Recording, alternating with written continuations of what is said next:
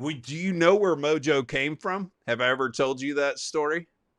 I'm sure I've heard it, but let's, So for the sake of the episode. yeah. So me and Robert Alvarez were sitting in his office. I literally started, and his office was right next to me. Like, poor guy had to listen to me all day in sales calls. And I went in there one day for a one-on-one, and we're sitting there, and he's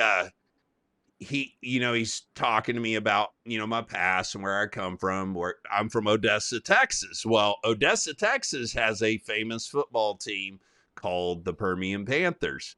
And the Permian Panthers are their kind of battle cry is Mojo. Well, back in the 80s and 90s, as you know from the movie Friday Night Lights, which is about that school, like we were dominant as it gets in Texas football, which is, I mean, it's pretty That's the big height of thing football. here. Yeah. Yeah. And you know how some of these high school teams will come out and they'll do I think it's called the Haka or something like that. It's Yeah. the yeah. Well, we kind of had our own intimidation thing, and as people came out, as the our team came out on the field, we would chant Mojo, Mojo, Mojo, and it would get so loud, dude. And here's the thing: it's like we kind of beat them in their own minds before we ever played. And I didn't play, by the way, I was too skinny, but we had them beat mentally. And what I kind of saw in that was kind of this, they taught us, we had a responsibility to bring excellence to everything we did.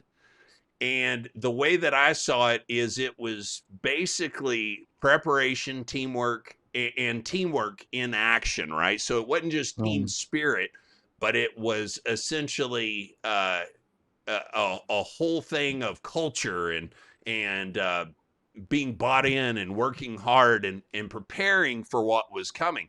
And what was really great is, I say this to him, and he's like, we need to use that basically. And after that it became a thing. And so I would go into every new hire group, and I would walk in there, and I would say what I just said to you, and then I'd tell them, I'd say, guys, here's the thing. You hear a lot of people say, you shouldn't drink the Kool-Aid.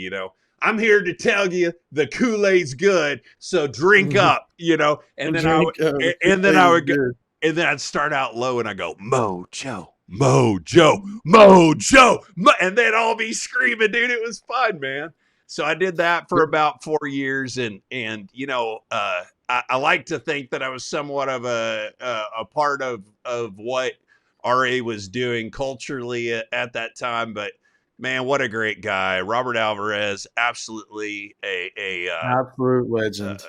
legend. And I've never met somebody as high up in a great company, in a big company, that had so much heart. Absolute, Yeah. just incredible heart. Still friends with him to this day. And he's in the Shoguns too. Even though he wasn't hired with us, he hired us. We considered him the leader of the Shoguns basically. And we still Yeah. have dinner, every once in a while with all the Shoguns from 10 years, 10, 11, 12 years ago. So man, you're right, man. And, I think that's important, to, with whatever you do, to do it with excellence, and to Enthusiasm. enthusiasm and heart, and that's really honestly like why we were able to be, successful in IPOing and stuff, was really because to me is we had good bucket one, bucket two.